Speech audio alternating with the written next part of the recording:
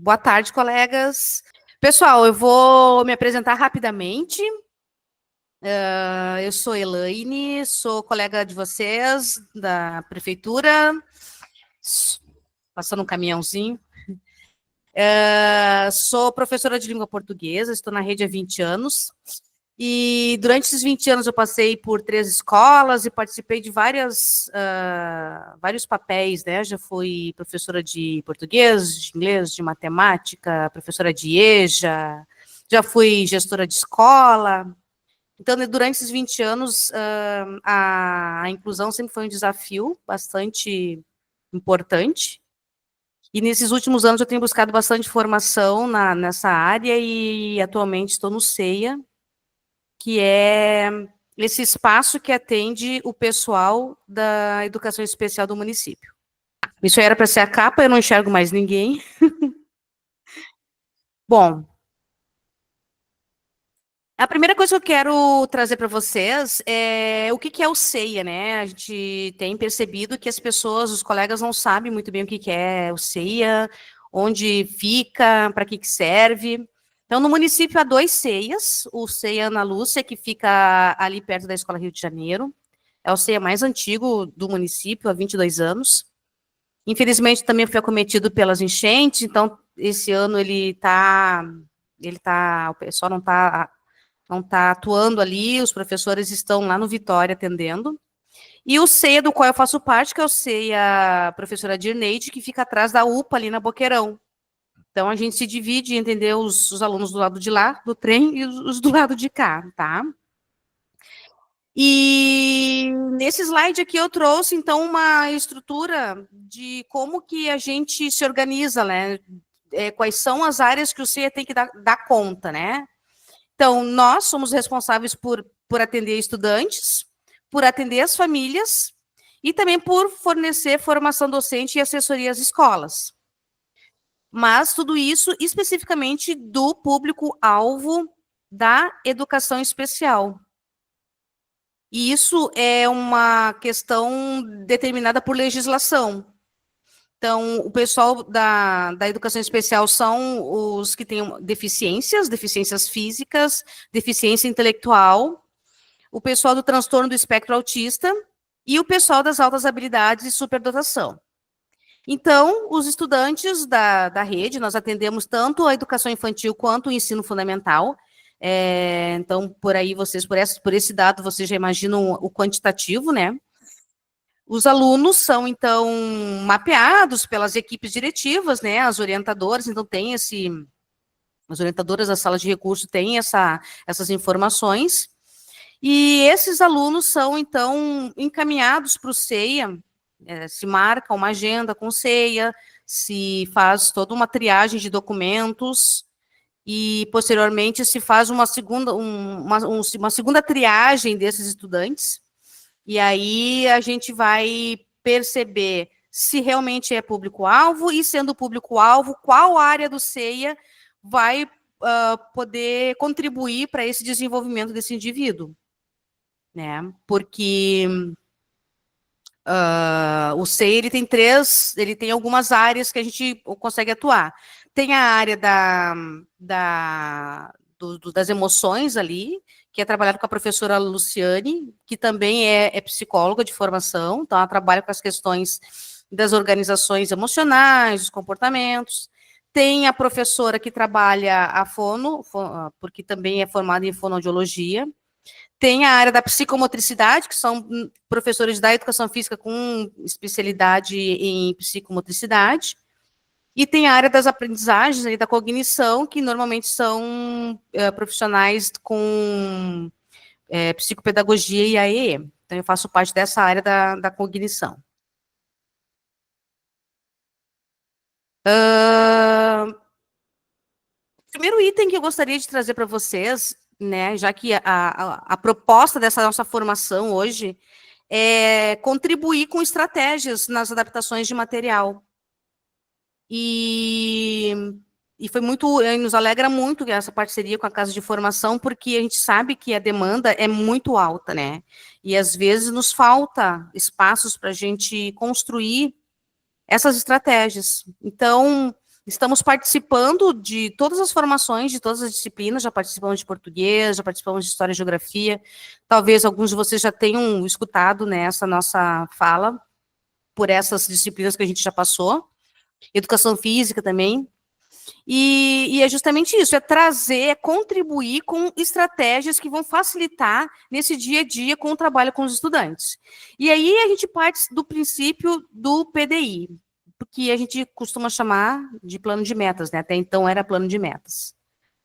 É um documento que, às vezes, ele incomoda um pouco os professores, porque é mais uma demanda, né? Tu tem que preencher, mas o Rodrigo trouxe uma fala muito importante, e a gente vem reforçando isso nas formações, né?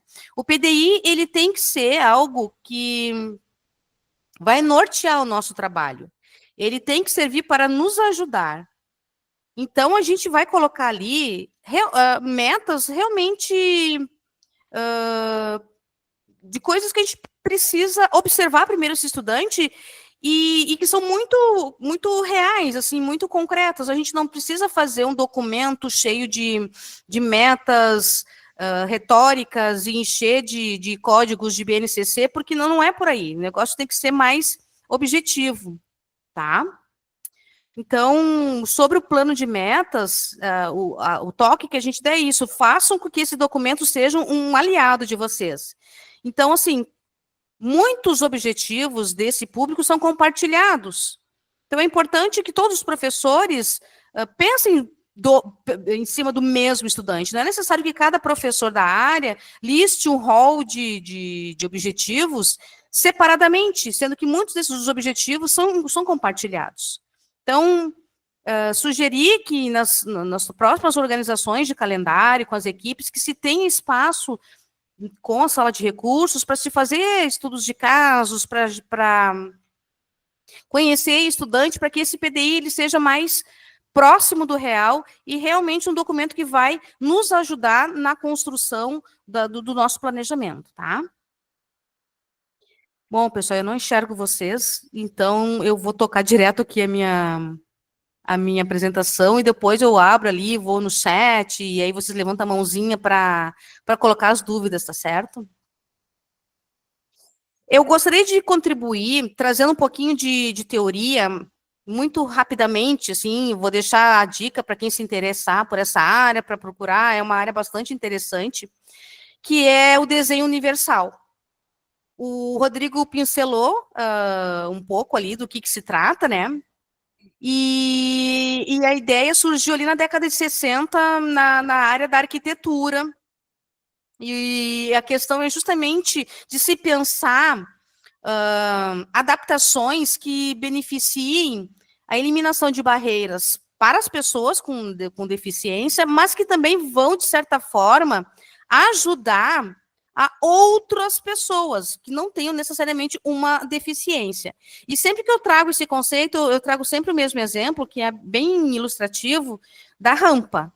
A rampa ela serve para as pessoas, para os cadeirantes, para pessoas que têm alguma dificuldade de mobilidade, mas ela também pode servir para uma mãe empurrando um carrinho de bebês, né? Para alguém que precisa se apoiar ali no corrimão, para um de nós que eventualmente tenha fraturado uma perna, um pé, e precisa de muletas.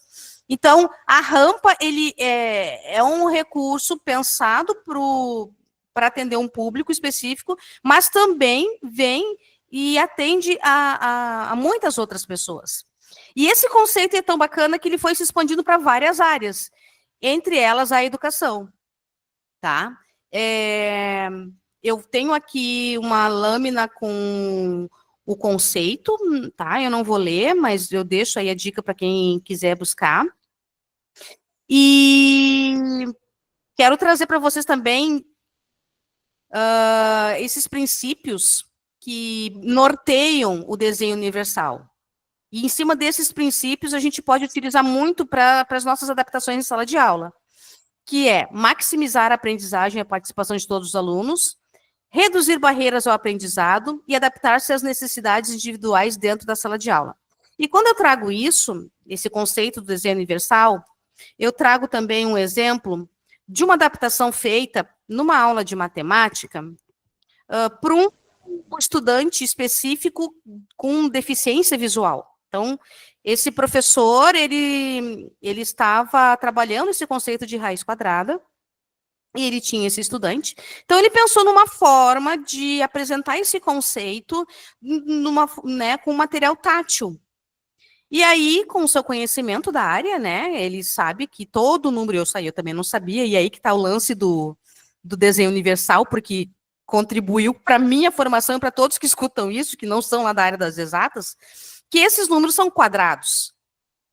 E diante de posse desse conhecimento, ele construiu aquele tabuleiro ali, com os 9 pinos, né, para mostrar que o número 9 é um número quadrado, e vocês podem perceber ali que ele é todo construído em cima, né, a base é 3, né, 3, 3 e 3. Então, por aí, ele criou um recurso para atender um estudante específico, mas que ao expor isso para a turma toda, contribuiu enormemente para o conceito, né, para o conhecimento. Então, eu trago esse exemplo, ele é muito ilustrativo do quão se apropriar um pouquinho desse conhecimento do desenho universal pode nos ajudar com as nossas adaptações. Então, aquilo que eu posso pensar para o estudante, eu posso também aproveitar para todos.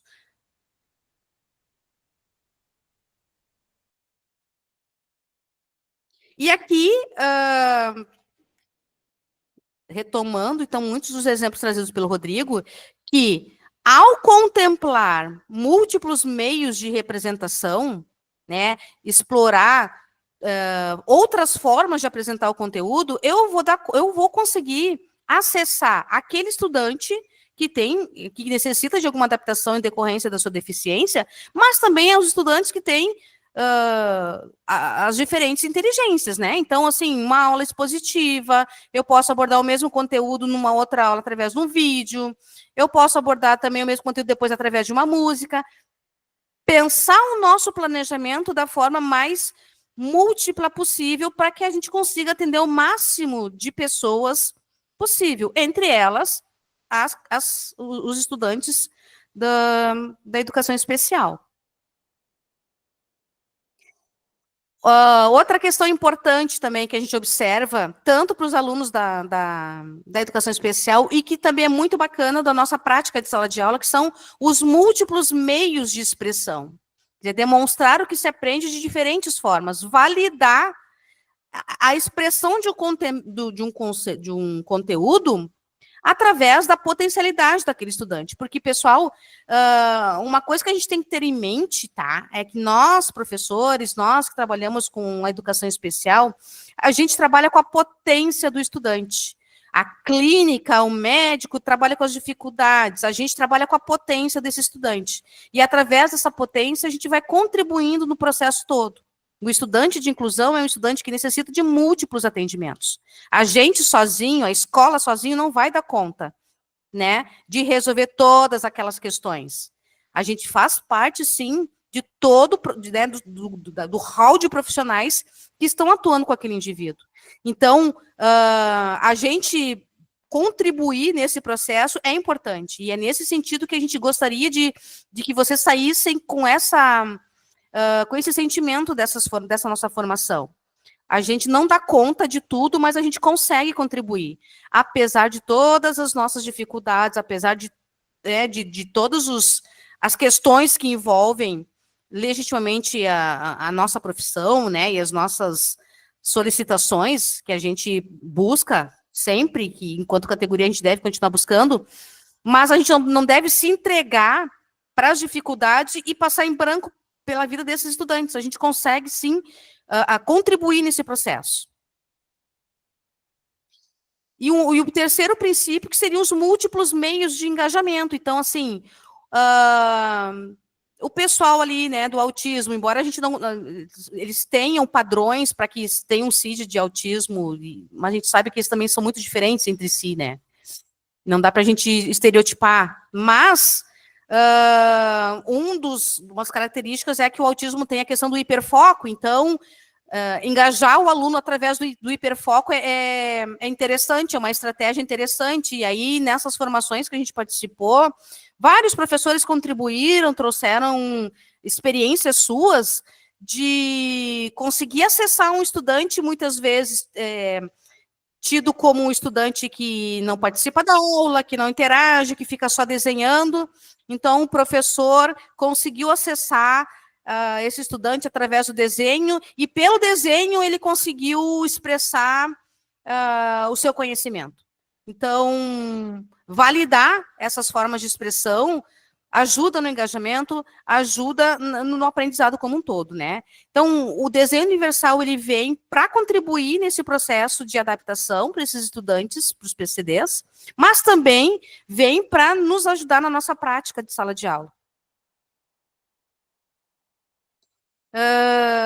E aí, com esse mapa mental aqui, a gente tem uma estruturação de tudo que foi falado, né? Que o diagnóstico ele não define uma adaptação. Dizer que o estudante é um autista não vai nos dar assim, um norte, né? A gente não vai conseguir planejar somente com essa informação do diagnóstico. Conhecer o nosso estudante, construir um plano de metas para que a gente possa utilizar nos outros anos, ler planos de metas antigos, isso tudo vai nos dar mais informações sobre esse estudante do que, às vezes, simplesmente um diagnóstico de autismo ou de DI, enfim, tá?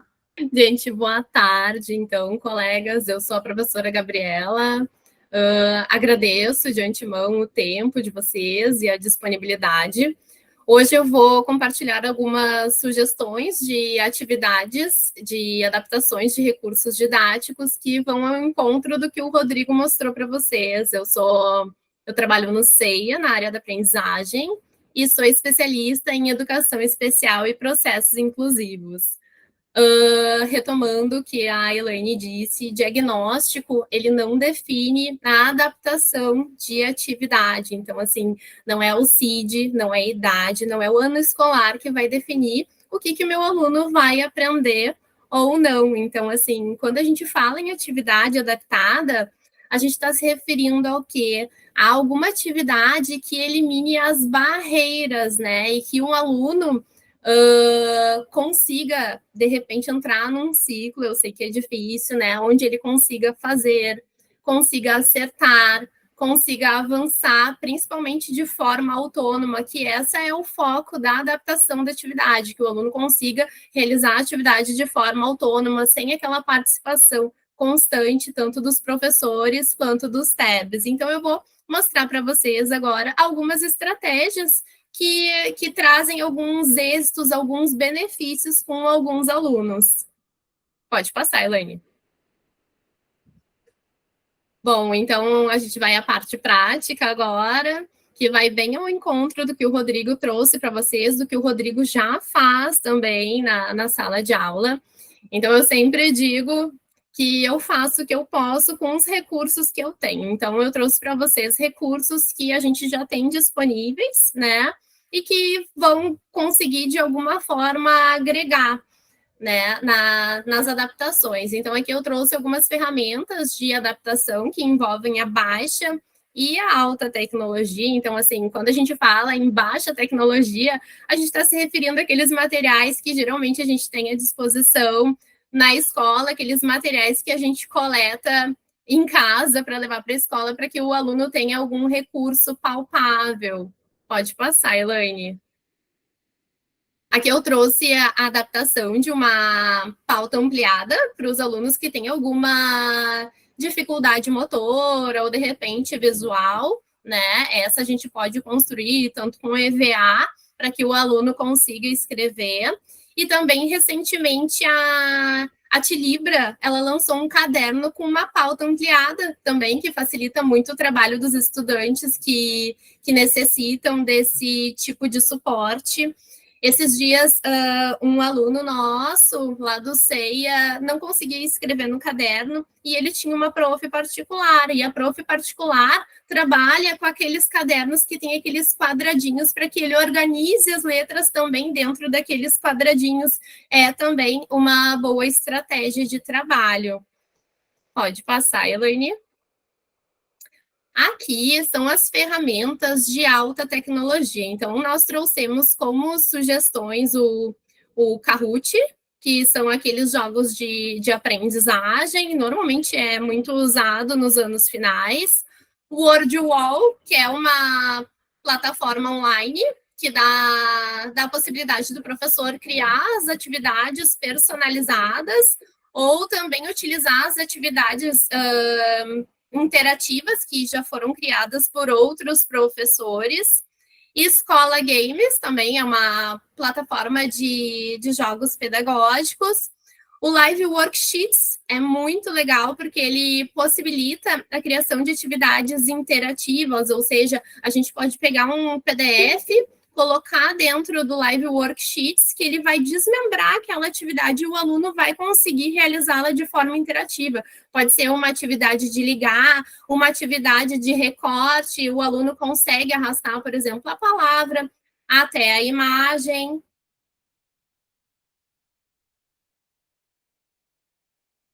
Tá travando aqui. Agora deu.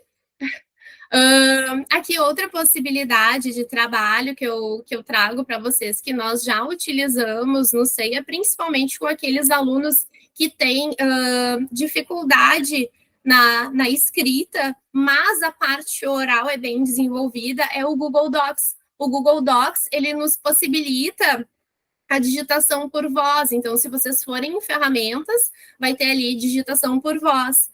Então, dá para fazer um trabalho bem bacana de forma oral com esse aluno. Outra possibilidade de trabalho que é muito válida e eu uso bastante também é o Genial, que ele tem a opção de caça-palavras. E dentro da criação do caça-palavras, a gente consegue adaptar, tornar ele fácil, médio ou difícil. E dentro do fácil, médio ou difícil, ele traz ali as dificuldades. No fácil, são palavras escondidas na horizontal e vertical, sem palavras ao contrário. O médio, aí tem as palavras na vertical e na diagonal. E, normalmente, esse caça-palavras, ele sai já com a resolução embaixo. Eu dou o print do caça-palavras, levo lá para o Canva e adapto. Às vezes, eu não coloquei aqui a imagem, mas a gente coloca a imagem com a palavra embaixo e a seta para direcionar. Olha, essa palavra está na horizontal, essa palavra está na vertical. Elaine, pode passar. Bom, o Canva, eu sou suspeita para falar, porque eu trabalho muito com o Canva. Ele é uma plataforma de design gráfico. Ele foi disponibilizado pela prefeitura, né, para nós professores, é um recurso gratuito. Eu adquiri o Canva há um tempo atrás, na época que nós tínhamos que entregar o contra-cheque, então eu tenho aquele Canva Pro, então desde então todas as adequações, as adaptações e elaborações de recursos didáticos eu faço pelo Canva. Como eu trabalhei muito tempo em escola de surdos, os recursos didáticos, eles não são voltados para os surdos, né? Eles são voltados para ouvintes. Então, eu tive que construir todos os meus materiais. Eram buscas incessantes na internet e eu não conseguia materiais adequados para eles. Então, o Canva é uma excelente ferramenta para esse tipo de... para o nosso trabalho, né? Então, através do Canva, é possível nós editarmos PDF. Tem algumas palavras-chave que a gente utiliza que facilitam a busca. Folha de atividades, aparecem várias atividades editáveis que nós conseguimos adaptar de acordo com a necessidade do aluno. Se o aluno tem hiperfoco nos dinossauros, eu vou adaptar aquela atividade de acordo com o hiperfoco do meu aluno para chamar mais atenção, né? Para tentar criar um vínculo. Eu digo que o vínculo ele é fundamental, ele é 50% do nosso trabalho, né? Quando a gente consegue criar um vínculo com o nosso aluno, a gente consegue acessar esse estudante.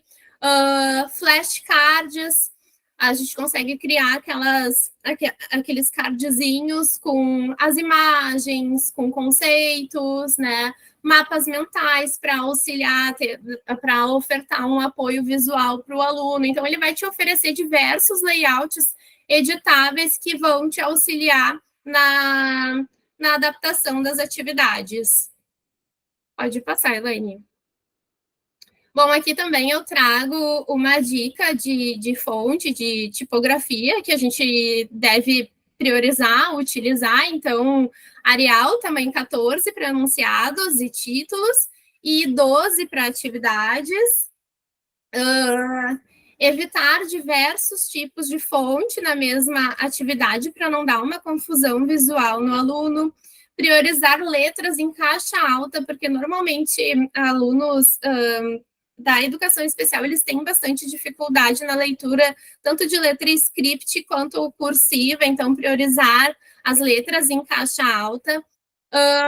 Utilize recursos para destaque. Então, foi aquilo que o Rodrigo mostrou, né? Pode ser tanto um recurso em negrito, destacar aquelas palavras mais importantes em negrito, quanto colocar uma cor para destacar palavras-chave, tanto de enunciados quanto no texto, né?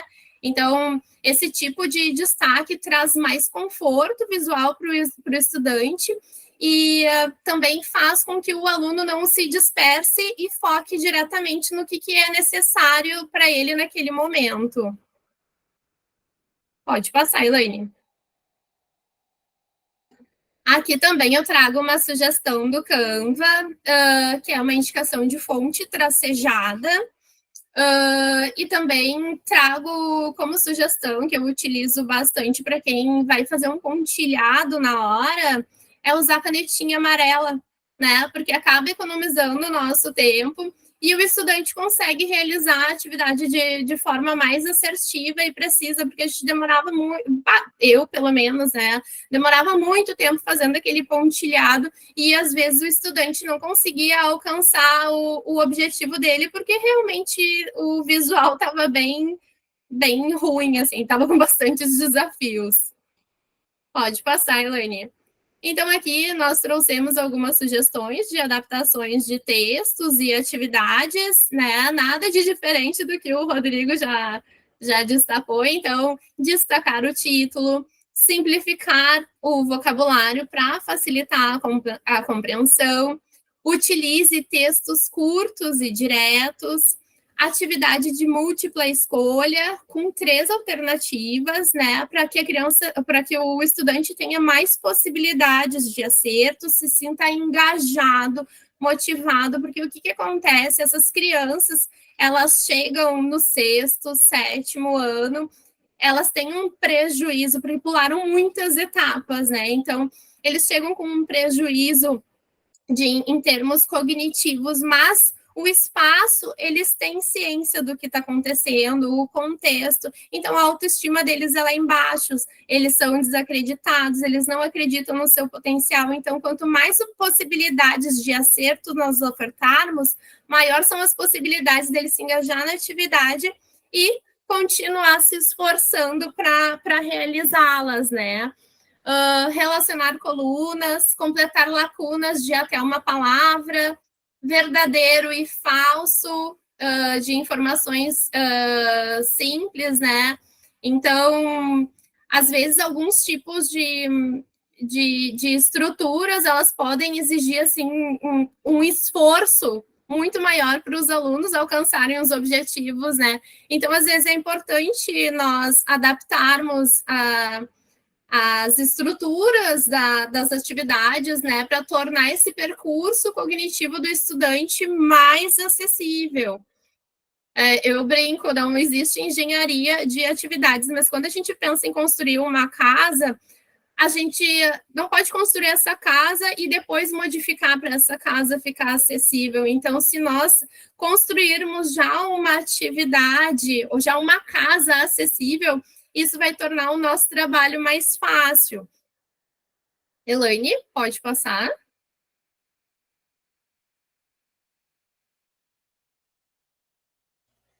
Só um pouquinho. Elaine? Acho que travou aqui, peraí. Vamos, amigo. Peraí, deixa eu vir aqui. Tá, foi. Então, vamos lá. O Rodrigo trouxe também essa possibilidade de atividade que a gente chama de atividade com modelação, né? Então, o que é? Ao invés da criança, do estudante fazer esse percurso aqui, nós mostramos como é que o aluno faz e ele vai realizar essa atividade de acordo com o exemplo, né? Então, fica muito mais fácil, para que ele consiga fazer todas as atividades dessa forma, sempre com modelação. Então, utilizem a mesma estrutura, né, para vários tipos de conteúdo, que o aluno daí só vai ter que aprender o conteúdo, ele não vai ter que aprender o percurso para resolver aquela atividade. Pode passar. Bom, adaptar a estrutura da atividade. Então, aqui nessa atividade, o objetivo ele é mantido, mas o caminho para a resposta muda. Então, esse tipo de adaptação ela é ideal para aquele aluno que tenha déficit de memória de trabalho, dificuldades de organização, de localização, aquele aluno que já lê e logo esquece. Então, aqui a gente vai quebrar o texto em partes menores e adicionar a pergunta referência embaixo, né? Vamos trabalhar também com alinhamento à esquerda, né? Um alinhamento intuitivo. E logo embaixo a gente coloca um pouquinho assim para a direita a pergunta, né? E se vocês acharem importante também, podem destacar as palavras-chave ali das perguntas. Pode passar, Elaine. Ajuda visual e jogos. Então, eu sempre trabalho com a recuperação ativa da memória, principalmente para aqueles alunos, que nem o Rodrigo mencionou, faz uma hora e esquece. Então, a gente trabalha com a recuperação ativa da memória. Isso a gente oferta com apoio visual, né? Pode ser em forma de mapa mental, pode ser em forma de flashcards. Nessa atividade, nós colocamos duas possibilidades. Eu coloquei a reta numérica para eles, porque eles tinham que encontrar um número, só que eles não lembram como é que eles sabem contar, mas não conseguem registrar porque eles não lembram como faz aquele número. Então, a gente retoma e eles conseguem, acertam, e eles ficam muito felizes, assim. Na de baixo, era um trabalho de alfabetização, então a gente retoma, babebi, babu, então eles têm que completar embaixo, boliche, qual é? Aí eles conseguem lembrar, então reduz a margem de erro e aumenta a acessibilidade deles, né? Então é mais possibilidade de acerto, mais engajamento, mais confiança. Aqui algumas dicas, né? Evitar o excesso de imagens que não auxiliam o estudante na atividade, aquele percurso confuso, né? Várias atividades dentro de uma folha só, né? Então, peguem a atividade mais urgente, né? O objetivo mais urgente para trabalhar com eles. Priorizar estrutura clara, design limpo, recuperação ativa da memória, né? Pode ser com apoio visual, como eu falei, flashcards, com alguns conceitos, trabalhar um objetivo por vez.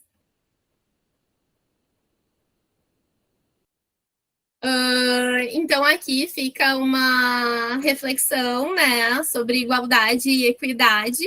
Então, igualdade é dar às pessoas as mesmas oportunidades, e a equidade é adaptar as oportunidades, deixando-as justas, né? Então, a equidade na educação não é dar o mesmo para todos, né? Mas sim dar o que cada um precisa. Muitas vezes, o que impede o aluno de realizar as atividades são as barreiras impostas pela própria tarefa. Não é que o aluno não consegue fazer as atividades, e sim, as atividades elas estão muito aquém dos objetivos do que o aluno consegue fazer naquele momento, né? Então, o nosso papel, né, é tentar, de alguma forma, remover essas barreiras e tornar o aprendizado mais acessível para todos. Então, é isso. Obrigado, Gabi, Elaine. Pode falar, falamos juntos aí. Não, eu espero ter contribuído de alguma forma.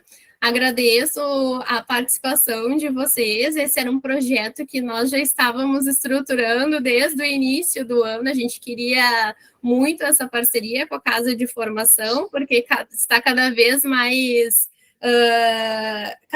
nós temos alunos de inclusão e a gente não sabe o que fazer, então a gente faz o que pode com os recursos que tem, mas também a gente não tem braço para tudo, então façam dentro das possibilidades, e o que vocês não conseguirem, vocês não estão sozinhos, vocês têm uma equipe diretiva, tem prof da sala de recursos, e nós também estamos à disposição de vocês. Obrigadão, Gabi. Da mesma forma, também quero agradecer.